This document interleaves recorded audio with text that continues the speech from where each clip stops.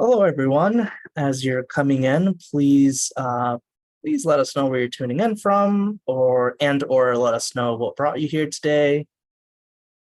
Um, we'd love to hear from you, although we can't see you through Zoom webinar. But if you'd like to just put some stuff in the chat, that'd be awesome.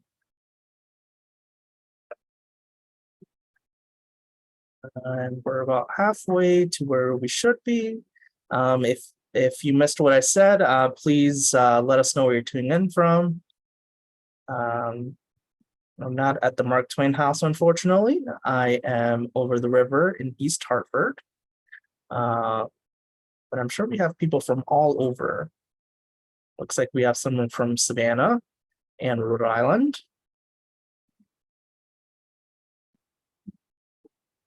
And if you hear a panting dog, which you may or may not, that's my dog.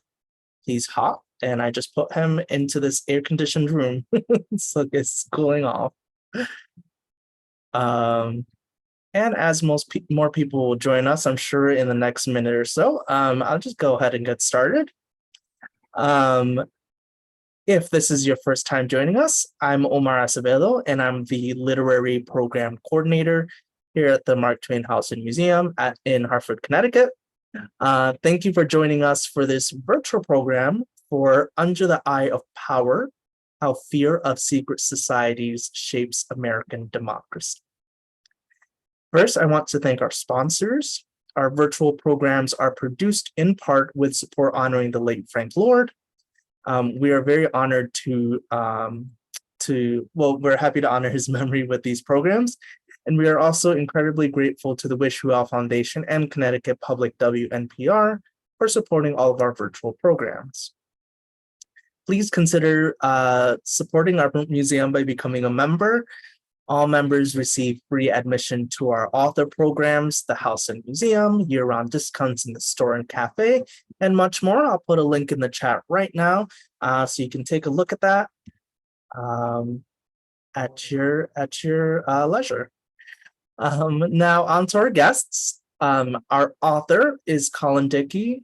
He's a writer, speaker, and academic, and has made a career out of collecting unusual objects and hidden histories all over the country. He's the author of multiple books, including Ghostland, An American History in Haunted Places, and the Unidentified, Mythical Monsters, Alien Encounters, and Our Obsession with the Unexplained. A regular contributor to the New Republic and Lapham's Quarterly, he is also co-editor of the Morbid Anatomy Anthology. With a PhD in comparative literature from the University of Southern California, he's an associate professor of creative writing at National University. Our moderator, Mitch Horowitz, is a historian of alternative spirituality and one of today's most literate voices of esoterica, mysticism, and the occult.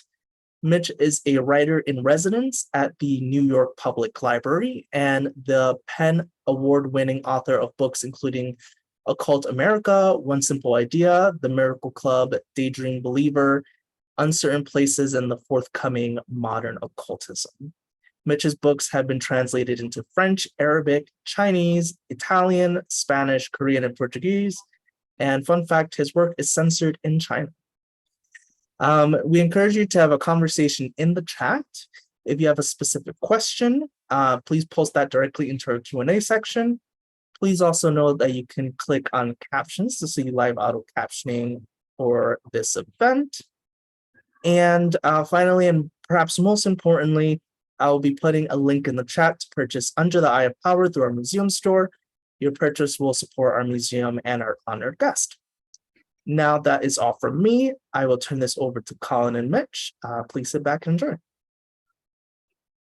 Thank you so much, Omar. And Colin, it's a great pleasure to be doing this dialogue with you. Congratulations on the book. It's absolutely wonderful. It's not only deeply engaging, as is everything you write, but I really am so appreciative to you for entering into this world and coming out intact. It's a hard world to enter. There's a lot of emotion there. There is a lot of fear. There's a lot of anger there. And it is a difficult journey down a long and winding river. How did you keep it together while you were researching all of this suspicion and paranoia? Oh, first of all, thank you, Mitch, for doing this. I should say that, and to Omar and the Mark Twain House for hosting us. No, this was a bleaker book than the other ones I've done. At least in the research, I tried to kind of find some kind of light and hope. But I think I think of what has helped me, like in a lot of things, is in areas of life, and help me with this one is to think about. The goal of this book was not necessarily just to like dive into the muck and sort of show how, horrible humanity can be or whatever, but instead to sort of figure out like, where do we go from here? How do we make, some sort of positive change? And so I was able to sort of keep focused on this question of like, it is a weird rabbit hole to dive down. And I think you can kind of get a little nihilistic or pessimistic about it. But I think instead, I really try to stay focused on, the goal here is to be presenting this material in a way that we might actually, kind of fight back and fix some of the problems that are kind of diagnosed here. So that kind of helped me get through some of that. Yeah. Yeah, dig. And how do you define a secret society in terms of the framework of your subject matter? Yeah, I mean, this book was, I started this book thinking about just like I kind of put together this generic term that was, or this generic definition, working definition that was groups that are either real or imagined that work in some kind of coordinated effort behind the scenes invisibly to either overthrow democracy or violate laws or do harm to American civilians. I kept it sort of focused on America just because that seemed the easiest way to narrow it down. But, and so, I kind of started with things like the Freemasons, a real organization, but not a particularly nefarious one, and the Illuminati, a fake organization to which much nefarious behavior is attributed. But I kind of quickly found that with that working definition, there were some kind of surprising groups that I kind of had to add to the list. So like, notably the Underground Railroad, which, in the 1850s was a group of people working together behind the scenes in order to break an American law, the law being the Fugitive Slave Act, and certainly a thing that, I think we're all grateful for them for doing. So, so it wasn't necessarily, always a negative thing, but it did sort of surprise me when I sort of had that working definition, what types of groups and people would kind of fall under that heading. So yeah. Now you mentioned the Illuminati, for example, as a non-existent society. Of course, it did exist historically for about 8 or 9 years in Bavaria until it was suppressed by the monarchical government. And I've followed the Centrail, you've followed the Centrail. There's no indication whatsoever that the Illuminati continued in any form after a rather brutal suppression. A lot of political machinery was turned against it in monarchical Bavaria. Why the persistence of belief in these groups, such as the Illuminati, that literally no longer exist?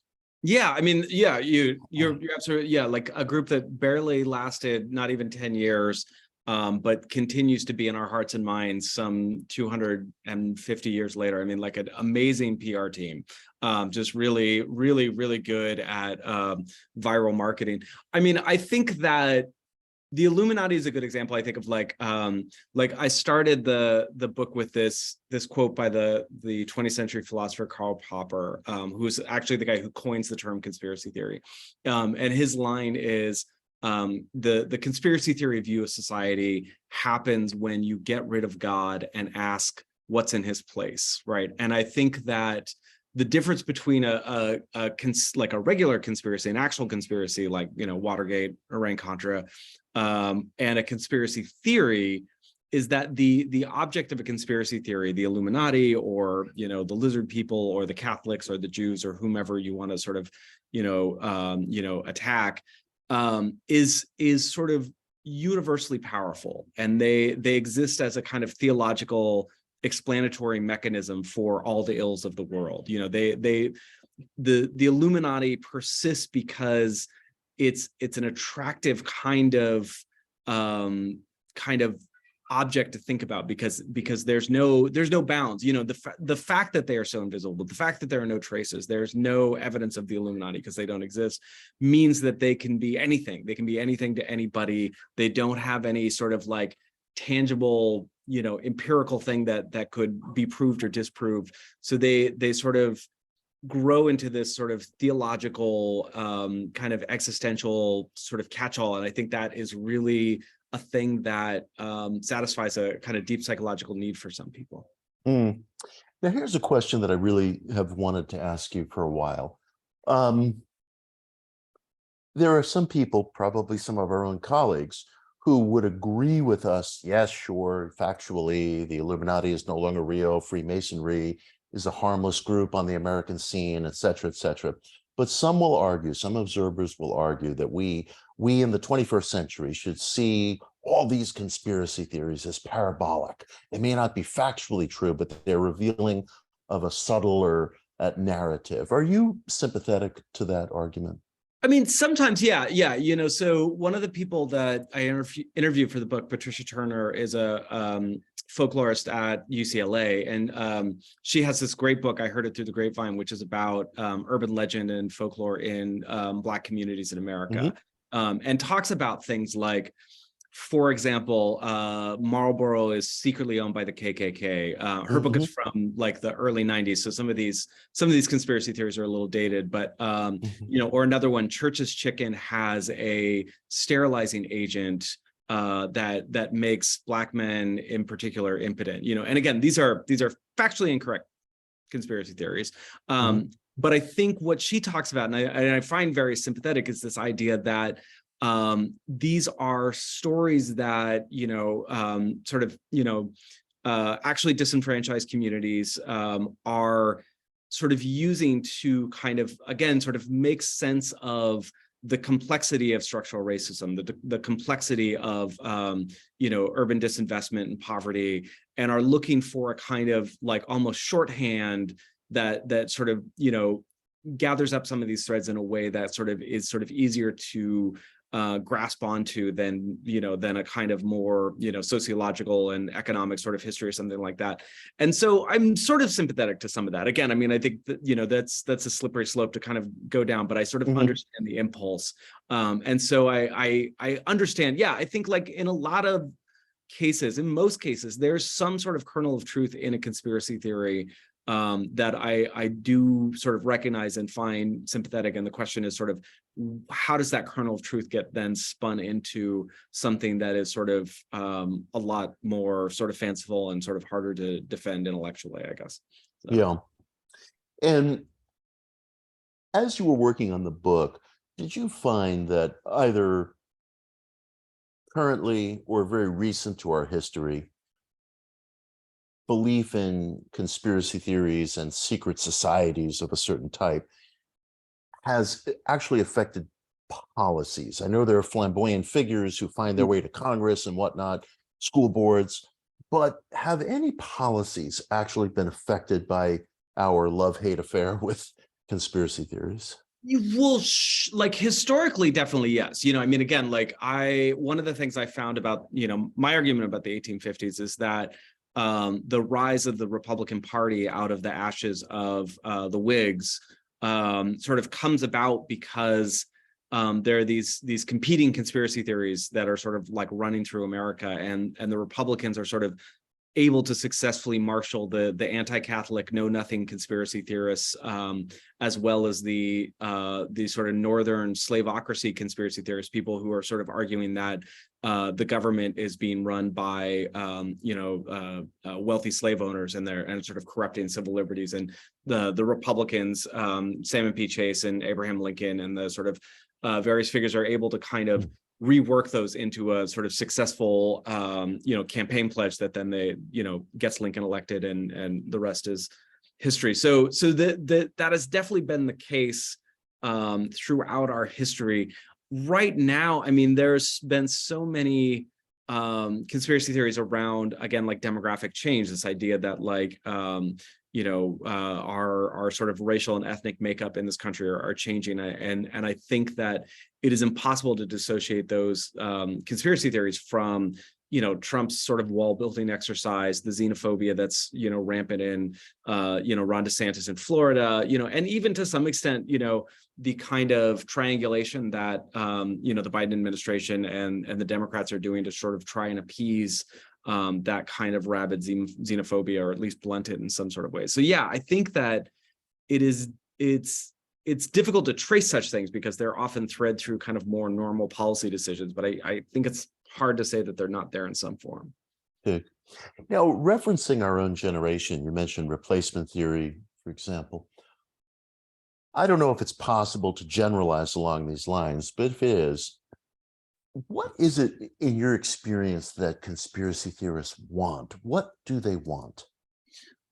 The thing that I found, like, again and again, in sort of like what is driving these people is two basic sort of emotional impulses. And I think that one of them is that, kind of like we were talking about before with the Karl Popper and this idea that like a conspiracy theory about a secret society is almost like a theological sort of impulse.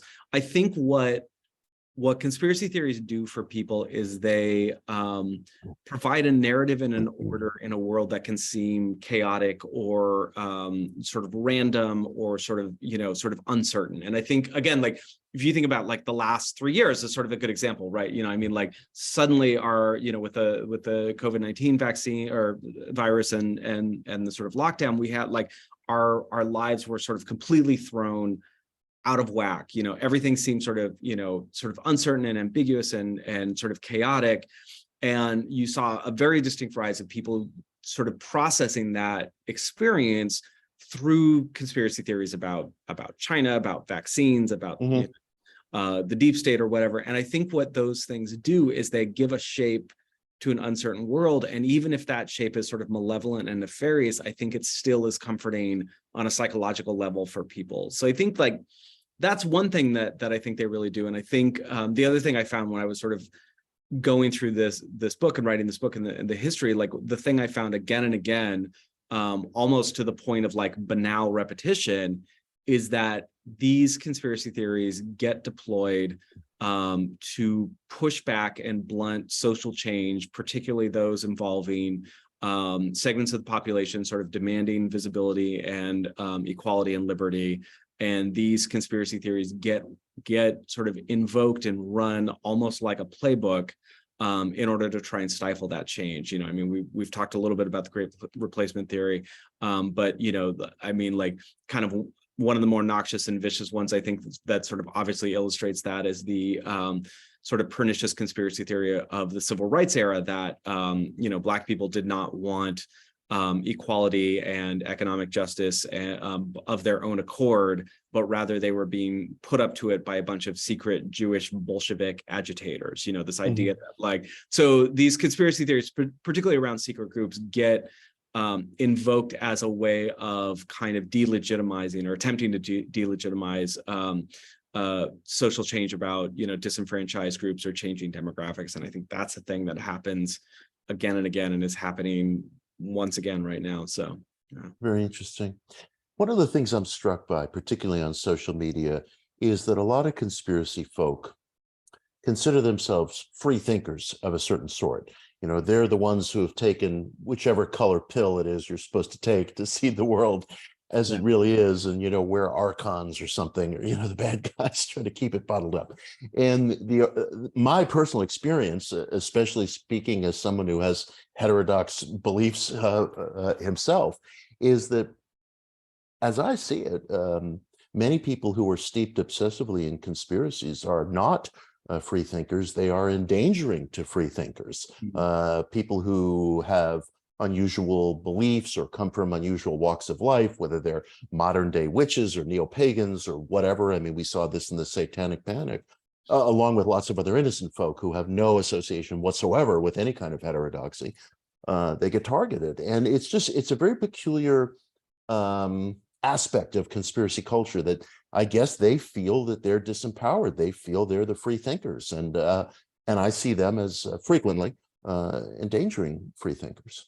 No, I think you're absolutely right. Yeah, I think that's absolutely an accurate way to put it. I mean, I think of this movie Moneyball with Brad Pitt and Jonah Hill, where it's this baseball movie, and they're trading a bunch of players, and Brad Pitt is on the phone doing a bunch of fast talking trades, and he sort of he gets this one trade and he doesn't even say goodbye to the other guy, that he just hangs up, and Jonah Hill looks at him like he's sort of like a jerk, and Brad Pitt just says, when you get the answer you want, hang up.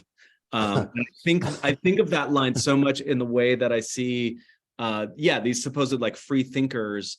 What are they're doing their research, so to speak, but what they're really doing is looking for the thing they already want to find, and as soon as they find it, they just hang up, they stop, and I think that the formulation that I keep coming back to is, I think for that kind of segment of the population, they're not looking for answers, they're looking for permission. They're looking to find the thing online or wherever that will allow them to sort of validate the beliefs that they had when they started that research process. So, whatever it is, they're sort of looking for, all they're looking for is just confirmation. And again, to be fair, I think a lot of us do that ourselves, even if you don't subscribe to conspiracy theories. I think that is a solid tendency. I know I'm guilty of that often in my research, of like, if I think I've got a thesis, I'm just like, I have to stop myself sometimes and say, okay, are you just basically looking for things that are going to, support that? Or are you really trying to understand the thing? And so I think we're all susceptible to that. And I think that it's a good reminder, at least it was for me writing this book, to sort of keep that in mind, that like none of us are innocent of that impulse, and sort of being aware of it is a good way to kind of double check and kind of make sure you don't fall down those rabbit holes as well. And apropos of that, do you feel that we, the critics, if we can be framed that way, what are our blind spots? Are we unfair? Are we tone deaf? Are we painting with too broad a brush sometimes? No, you and I, we are blameless. Mitch and I are fine. Someone else though. I know, yeah, I can't speak for other people, but everybody in this Zoom is like awesome. No, yeah. I mean, I think it is a thing that I'm constantly struggling with, again, sort of like trying to figure out, like, I think that I want to do a fair job. I don't feel the need that I think journalists have previously had, that you sort of have to kind of, give, conspiracy theorists a fair hearing. Like, I don't feel the need to cut a lot of slack to somebody who's espousing, anti-Semitic conspiracy theories or whatever, I think that you can have a kind of solid ethical and moral foundation, and that will sort of, kind of allow you to kind of get around maybe sort of giving people too much oxygen who really shouldn't be given much oxygen. But I think you do need to be fair to the history and sort of, the kind of dynamics that are going on. And I think that is important. And I try, my best to sort of understand things as thoroughly as I can and not rush to judgment. But I also don't feel the need to not pass judgment on assholes, because I think journalism, or in general, kind of backed itself into a corner these past 10 years and got caught flat-footed by the rise of a really dangerous kind of proto-fascist movement in the country, and it was because we sort of thought, well, we'll just be objective and neutral and they'll have enough rope to hang themselves, and that turned out really not to be the case. Interesting. In the book, you write about Barry Goldwater, and then in other context, Donald Trump. And there's an interesting contrast, comparison that I'd like you to make. Goldwater ran for president, lost. Trump won. And both courted conspiracies. I would say Trump a good deal more than Goldwater. I mean, I would say Trump promulgated conspiracies versus Goldwater, who just kind of played footsie under the table. But anyway, I don't mean to get ahead of myself. What I wanted to ask is for you to compare and contrast Trump and Goldwater as two presidential candidates, one successful, one not, who intersected with that world. Yeah, I mean, I think it's really fascinating. I mean, one of the central kind of things that kind of spurred this book is this Richard Hofstadter essay, this famous one, "The Paranoid Style in American Politics," and he writes it right after Goldwater loses the election in '64, and it's become a famous essay that is sort of canonical understanding of the way these kind of fringe groups like the John Birch Society sort of exist in America. And he goes back to the Know Nothings and the American Protection Association and other things like that. And Hofstadter's basic thing is that America always has had this sort of fringe conspiratorial element to it, but that there is a solid and stable kind of rational center to the country. And this rational center has an obligation to kind of be on the watch for these kind of, conspiratorial fringe movements and sort of beat them back. And, he sort of looks at Goldwater and says, we were a little bit asleep at the switch and we got lucky this time. But basically the Republic is sound, basically most of us are normal and we just kind of got flat-footed. I think that what Trump showed is that I don't think that's a particularly accurate sort of analysis of the American public. I think that Trump recognized that there are that the sort of conspiratorial paranoid mindset is not fringe. It is actually a sizable portion of the United States, and even people on the fence, it's sort of pretty easy to tip them into a kind of conspiratorial paranoid framework if you sort of gin up enough xenophobia on right-wing news or whatever. And so I think of, as you said, I think, I think of Trump as sort of more actively channeling and broadcasting these conspiracy theories, whereas like Goldwater, and not just Goldwater, I think of, Reagan and Bush as well, sort of recognizing that they need that kind of, they need those voters, but they kind of wanted to disavow them at the same time. And so I think that Trump just not only broke that into the open, he also recognized that it was a much larger segment of the population than I think that anybody was willing to admit. Mm. And in our own era, in our immediate era, are we seeing an uptick of secret society obsession, conspiracy obsession, or is this just Americana? This has always been with us. It's really hard to say because, because these things are kind of nebulous, right? These beliefs are always kind of, they're sort of, people don't exactly want to admit them, or as soon as these kind of, hysterias pass, people sort of, downplay them. So we're definitely in a situation where, yes, we have a kind of, it seems like a rising tolerance for beliefs that are sort of not religious, but also not really things that are factually based. I think you sort of have to bracket out kind of religious belief as its own thing and say, that's a kind of different can of worms. But people are willing to say, anything from, aliens to government conspiracies to Bigfoot to, the Illuminati or whatever. And I think that we are at a moment where what it seems to have happened is that historically you can chart out a lot of moments when various conspiracy theories kind of flowered and had their moment. Now with the rise of the internet and social media, they've all started to sort of blend together. So like the alien conspiracy theorists are now sort of kind of merged with the Illuminati, merged with the, anti-Semitic assholes, and sort of have now all sort of come together and sort of, joined forces in this really terrible kind of, Voltron, or Mighty Morphin Power Rangers of terribleness. So it feels like it's growing. It may just be that what we're seeing is these sort of formerly isolated groups now sort of networking together. Mm. It's great that people can solidaristically get together.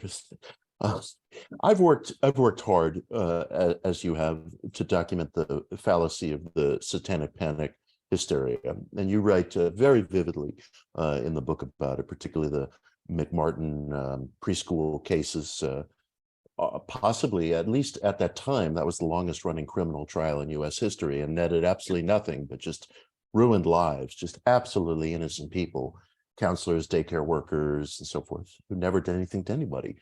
I find that no matter how fastidious I am in my research, the topic sticks. The topic just sticks. It simply won't go away, even though it was discredited. A whole variety of satanic panic cases discredited 30 years ago. The occult writer Damien Eccles was on death row, having been falsely convicted, along with two other of his teenage friends of a phony, trumped-up satanic ritual murder. These kids lost their part of their lives, and so many stories like that exist. Why can't? What is it about this that just is impervious to fact? Yeah, it's so again, I grew up with the, listening to metal in the 80s and listening to Iron Maiden. So I remember the Satanic Panic as a kid, and I remember it just being like, well, this is really goofy and strange. But as you point out, yeah, lives were destroyed. The McMartin trial ended in a hung jury, but multiple people were convicted of incredibly long sentences based on nothing, and spent years, decades in prison. And when I was going through the research, the thing that one of the things that I discovered that really struck me was this story in Cambridge, Massachusetts, outside of Boston, in 1834, when there was a sort of Catholic convent that the sort of well-heeled of Boston sent their daughters to get an education. And these conspiracy theories started to circulate that the Ursuline convent was being used by these sort of Catholic priests who were sort of using the confessional sort of part blackmail, part hypnotic mind control to sort of enslave and sexually abuse these young women. They were producing unwanted babies as a result of the sexual abuse. The babies were being murdered and buried beneath the convent. And so in 1834, a bunch of people in Boston sort of got together one night and were like, we should probably just burn this place to the ground, which they did. They burned this convent. Nobody was in it. They sort of chased out all the women because they were like, hey, we're liberating you. To which, the women replied, but this is our home. We live there. But they burned it to its foundations.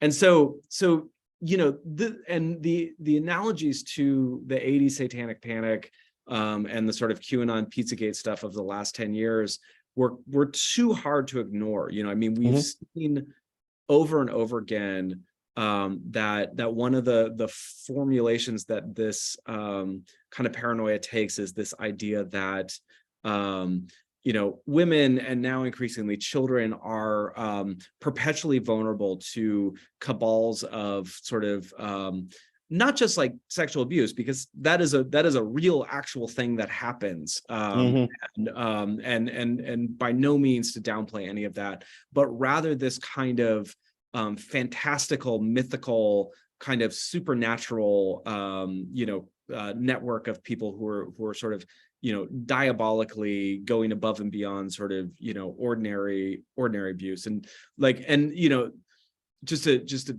add to that a little bit, again, there was a FBI profiler who sort of wrote this long history in the wake of the Satanic Panic, and one of the things he said regarding things like the McMartin trial was it is quite possible that actual abusers are getting off, are being let go because we can't convict them, because we keep trying them not for abuse but for satanic ritual abuse. We're trying them for flying around the room and drinking blood and hoisting children on hooks from the ceiling, and we can't convict them on that because that's absurd. But and so they might actually be getting away with actual abuse. So we've had this long history of kind of transforming the possibility of actual sexual assault and abuse into something sort of magical and supernatural. And I think that's a I don't know, I'm curious your thoughts about what you've come up with in sort of trying to understand how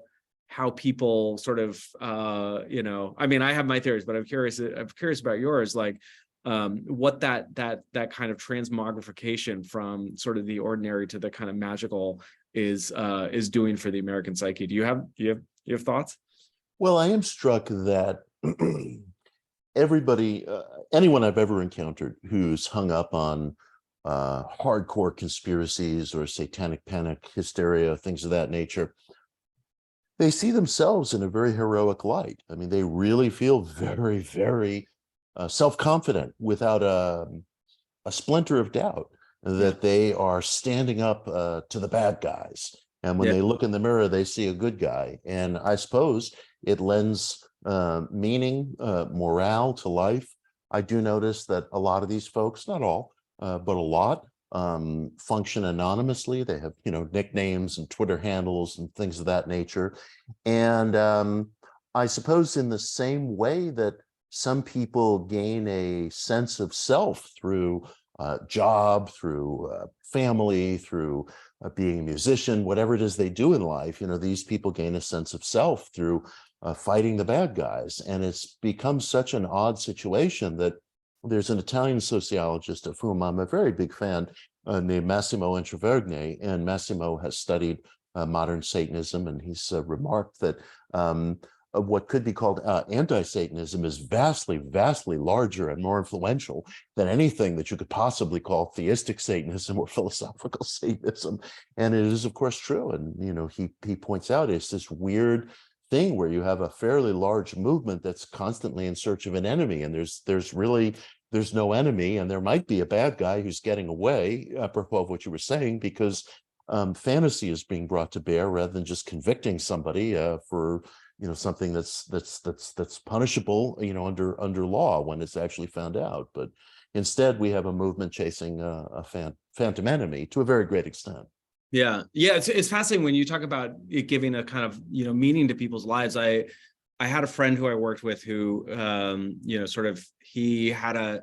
he was always trying to get me interested in this conspiracy theory about another child sex abuse ring in Oklahoma that he had found out about and sort of read all these blog posts about, and he was sort of always trying to get me to kind of and I looked into it, and it seemed really factually dubious. But one of the things that when I was sort of talking to him, trying to figure out what was motivating him, I would occasionally bring up the Catholic Church sex abuse scandal, which again is a literal conspiracy about sexual abuse. These men worked in a concerted fashion to hide these crimes, to protect the criminals. It is as bad as anything a conspiracy theorist could imagine, and yet there seems to be very little appetite to want to talk about that, and when I sort of the more I talk to him, the more I realize one of the problems with the Catholic Church sex abuse scandal is that it's been unmasked. There's nothing for the conspiracy theorists to do, right? It was brought to light by reporters and sort of government officials eventually, and so there's nothing for like the internet sleuth on a Friday night on using a pseudonym. There's no mystery for him to solve. It's been solved, and so it doesn't offer, even though it is the worst version of what they're imagining they're trying to find. It doesn't offer that sort of purpose and direction and sort of like program for them to follow. And I think that's part of the reason why I never hear conspiracy theorists talk about the Catholic Church in the same way that they talk about Pizzagate or all this other crap. Yeah, and it's interesting. I mean, there have been, in terms of the unmasking, there have probably been about 30 Catholic dioceses or organizations here in the United States alone that have had to declare bankruptcy because of survivor class action lawsuits. Likewise, Boy Scouts of America has had to declare bankruptcy because of class action lawsuits. And all this was unfolding at the time of the Satanic Panic. And it's peculiar. I've often wondered about how things that are occurring within areas of social prestige or mainstream get pushed off into the margins. And it seems to be a historical pattern that repeats over and over. I'm not really quite sure how it occurs, but that it occurs seems almost unmistakable. Yeah, no, I think you're absolutely right. Yeah, it's yeah. And so I put a little smiley face next to this question on my notes, but I suppose I mean it seriously too. I'll ask this in two parts. Are there any conspiracies, classically speaking, that have turned out to be true, or are there any conspiracies that you believe in, Colin Dickey? Again, like historically, one of the things I found really fascinating, kind of hard to write about because it was such it's such a sort of difficult area to sort of come into is prior to the Civil War, there were numerous instances, and the one I focus on is the Denmark Vesey uprising of Charleston, South Carolina. Numerous instances of white people sort of honing in on the possibility that enslaved Americans are conspiring to commit some sort of uprising and will sort of, in many cases, sort of, kind of torture out confessions. There, in Charleston and New York in 1741, there was another one where, people were executed for conspiring and, sedition and whatnot. In many cases, because, the accusation was these people were ready to kill white people in order to get their liberty to get there, the Denmark Vesey case is a really fascinating one because through the years, people have argued, it was all a hoax. There was no actual conspiracy, that this was trumped up by white people as a sort of, hysterical panic and paranoia, and it allowed them to pass some sort of restrictive laws that they wanted to get passed. And other people said, no, absolutely. Denmark Vesey and his conspirators had absolutely planned to murder as many white people as they could so they could get their freedom and go to Haiti, and escape to Haiti was the plan. And I think mostly historians now agree that the latter is true.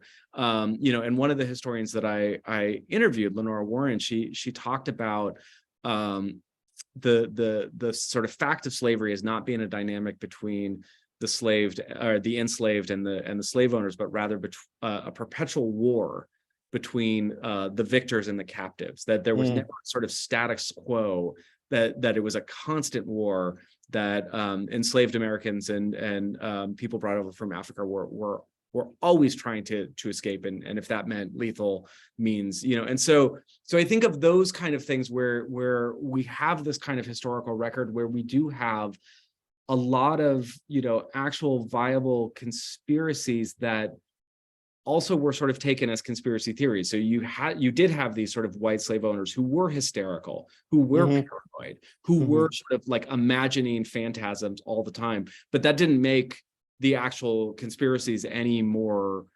fictitious. They were legitimate conspiracies, but it had to do with the dynamic of what we call slave owning and what Leonora Warren would call this perpetual war that was happening, that sort of white culture was invested in pretending there was a kind of normal everyday status quo. So that's kind of I think that's that's an example of a conspiracy like theory, something sort of paranoid and crazy that I also think turned out in many ways to be true.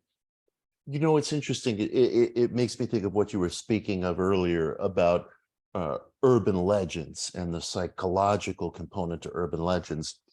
I'm old enough to recall that when I was a little kid, clowns were considered funny. Clowns came to children's birthday parties. Now we're all frightened of clowns. Yeah, you are old, Mitch. It's been a long time since clowns were cool. Right. I defend clowns. And, now, of course, I don't even know if the profession exists any longer because we're also frightened of clowns. I think it's been kind of bled out of our culture. But I know that we have these periodic killer clown scares, and I know that when they first began to crop up in the late 70s, early 80s, cops and folklorists and other people noticed that a lot of these killer clown scares were coming out of urban areas with significant Black populations in Boston, Baltimore, Atlanta, and a lot of people have crunched it out and figured, there is a kind of beeline of connection between the origins of the KKK in this country, the makeup, the clown face, things that were going on in urban areas like the Atlanta child murders that were authentically horrifying and catastrophic. And it's just so mysterious how these memes kind of spread through our culture. Nobody was able to locate any underground subculture of bad guy killer clowns. but reasonable people were phoning the cops and saying, hey, something's going on here. Yeah. And it crops up periodically. Yeah. What's your understanding of that? How does something like that go viral in terms of human nature? I mean, I don't know. We could spend probably another hour talking about clowns, because you're right. I mean, it's such a like a weirdly layered symbolic sort of figure, right? You know, like this thing that is sort of like clowns are funny to the extent they used to be funny because they're sort of grotesque, right? You know, the sort of exaggerated nose, the big feet, you know, the big eyebrows that are drawn on. You know, so they're the whole site of comedy is through this sort of grotesquerie. Which is also then what makes them, you know, sort of liable to quickly also become sort of horrific, right? Because again, like there's this sort of like, you know, extreme visage that's sort of distorted in this way, that's sort of a, you know, Francis Bacon-y kind of thing.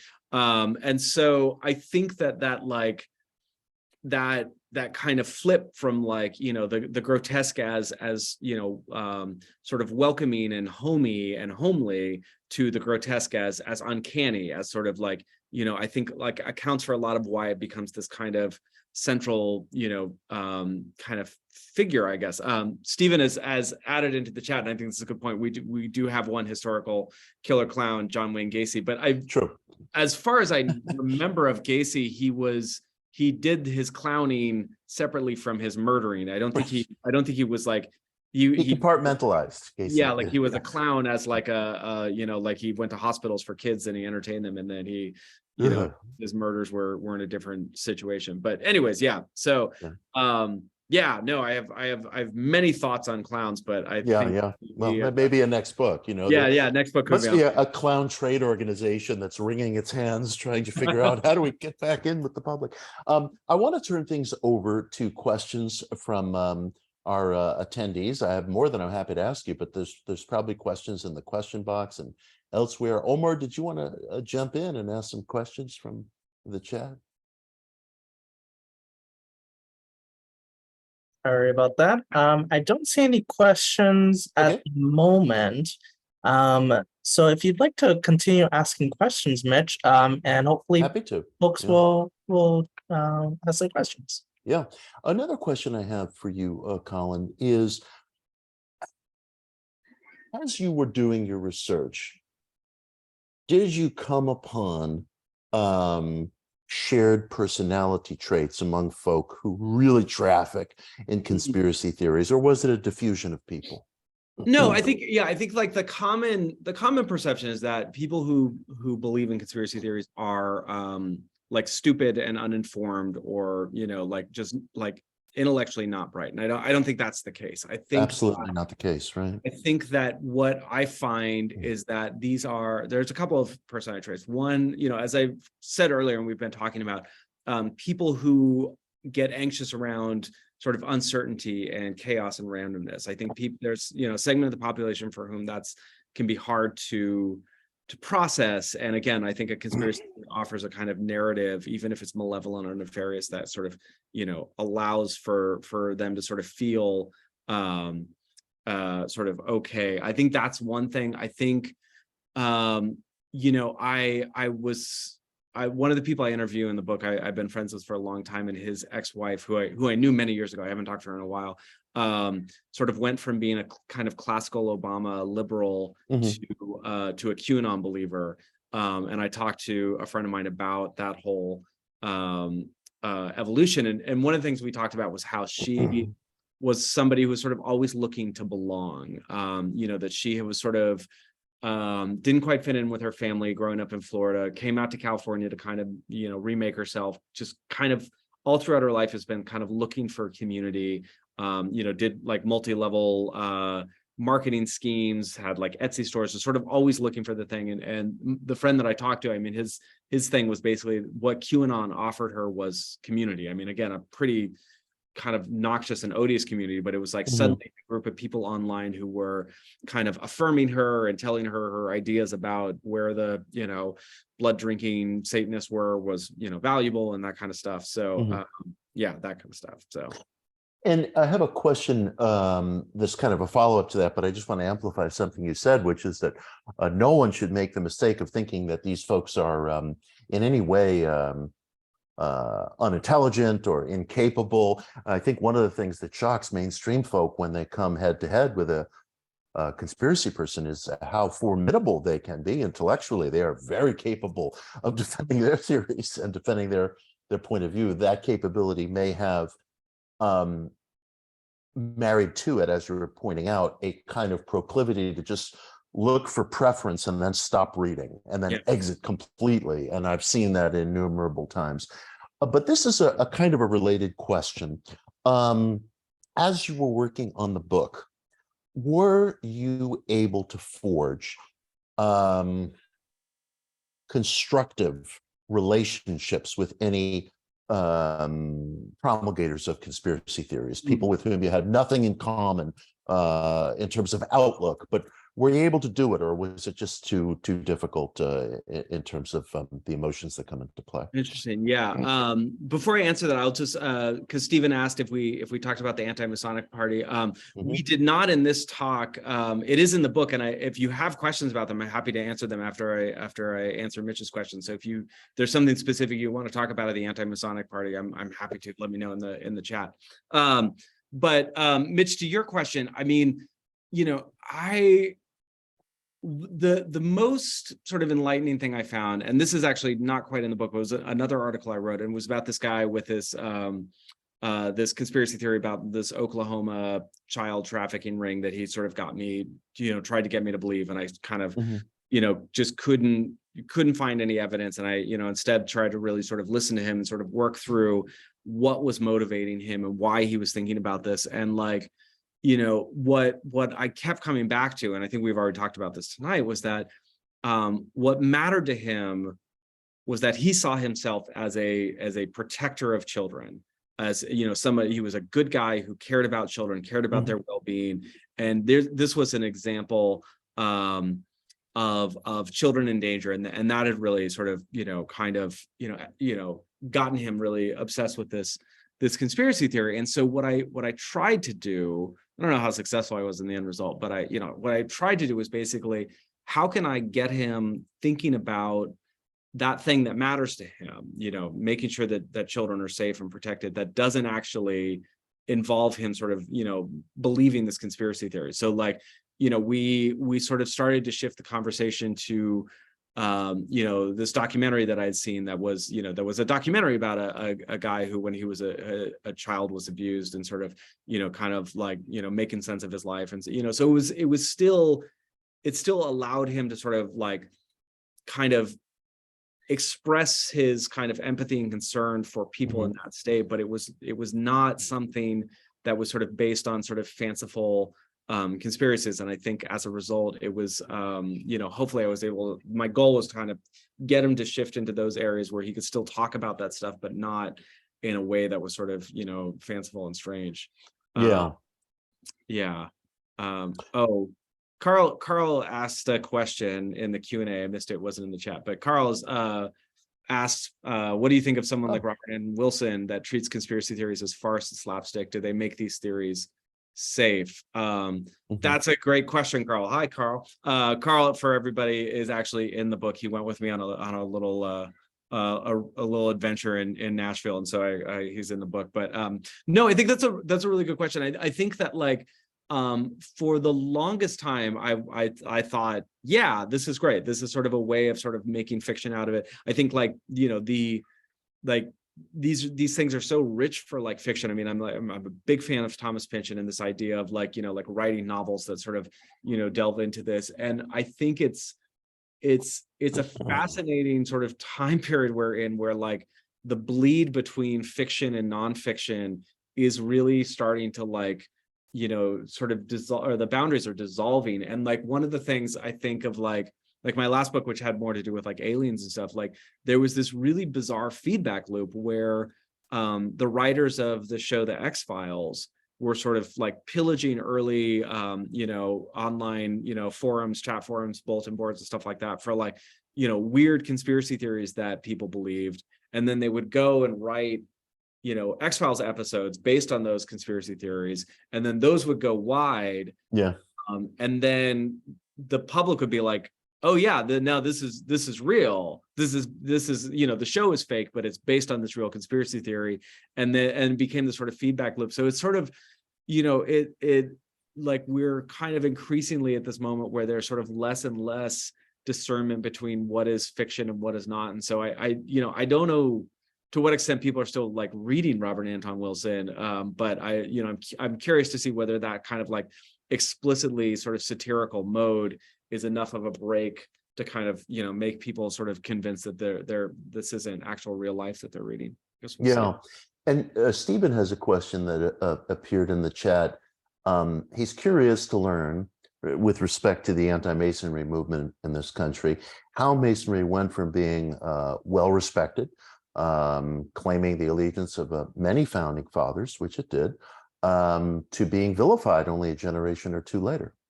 Yeah, this was one of the most fascinating things that I kind of traced, or had to learn myself and research, so I could sort of make sense of that very question. Because you're right, like Franklin and Washington, big time Masons, and at that point in American history, like the founders were really looking for a way to establish.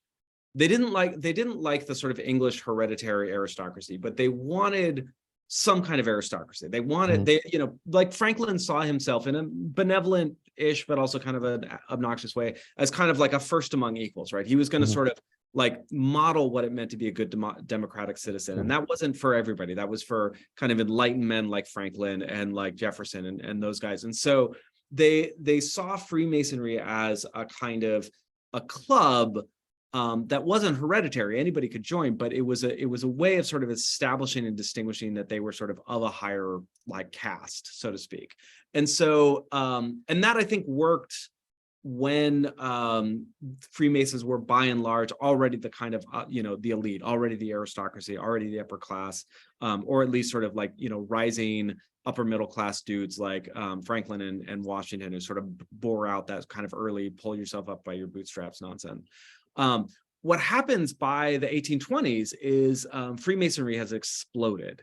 The number of lodges has just like spread throughout the country, and they are a lot more sort of middle class, working class dudes. They're sort of much broader. And one of the things that is fascinating is when Freemasonry, when lodges are no longer composed of people all of the same sort of like clique and social caste, they need something else to bind them together. And so the rituals associated with Freemasonry get more and more esoteric, because that's what sort of binds them together. And I think like a good analogy is like fraternity hazing, right? The whole point of fraternity hazing is that you bind these people together through these sort of extreme acts, and maybe they're a little bit goofy or whatever. And so Freemasonry is sort of increasingly relying on that. And the esoteric rituals become the thing that bind these together. So, the shift happens in 1826 when in upstate New York, this guy, William Morgan, who is a Freemason, gets sick of it. He decides he's going to leave the fraternity and he's going to publish their secrets, right? And this is a real problem for the Masons, because these secrets are what binds them together. And by this point, there are Masons everywhere. The governor of New York is a Mason, and he's basically telling these guys, you guys need to take care of this, and I'll cover for you, no worries. And so William Morgan is kidnapped by the Masons in 1826. He's never found. His body's never found. There's the assumption is he was murdered, but nobody, there's no definitive evidence for sure.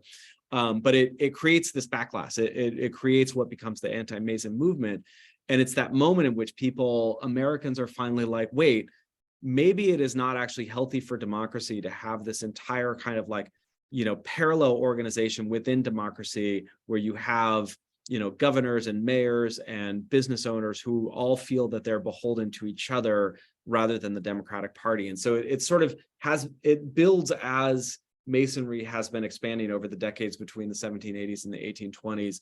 And it is the Morgan murder which suddenly sort of blows it into the open, which starts as just like, we want to find out what happened to this guy, and gradually becomes what is America's first third political party, the anti-Mason.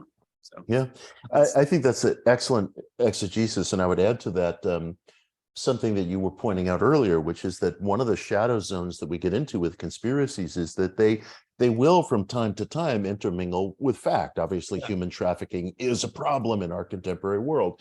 At that time, many Americans were very concerned about graft, corruption in the courts, corruption in law enforcement. Very legit concern. It's what got Andrew Jackson elected. And Jackson was himself a Freemason. And it's just this strange world that we live in where people will concoct these very emotionalized stories around a certain group or a certain idea, even though the kernel of what they may be concerned about, in this case, graft and corruption, is very legit. yeah.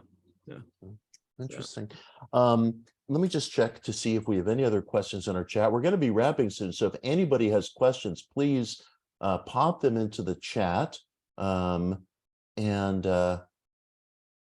interesting aspect of the William Morgan affair is that Morgan left behind a widow, Lucinda, who later remarried, traveled out west, and became one of the spiritual wives to the Mormon prophet Joseph Smith. One of the craziest things that I found, that William Morgan's wife ended up with Joseph Smith of the Mormons I didn't know exactly what to do with it. It's just like an amazing piece of trivia. You can't believe it. Yeah. Like I would love to just write a whole book about Lucinda Morgan. I don't think there's enough material there to recover her life, but I think that's so fascinating. Yeah, I'm glad you brought that up. And so I'm always telling people that reality always outclasses fantasy. I mean, you cannot make this stuff up. You simply cannot. I feel like this isn't in the book, but a tidbit that I find totally insane is that we have all these conspiracy theories about Nikola Tesla and his supposed perpetual motion machine that he Thomas Edison stifled or whatever.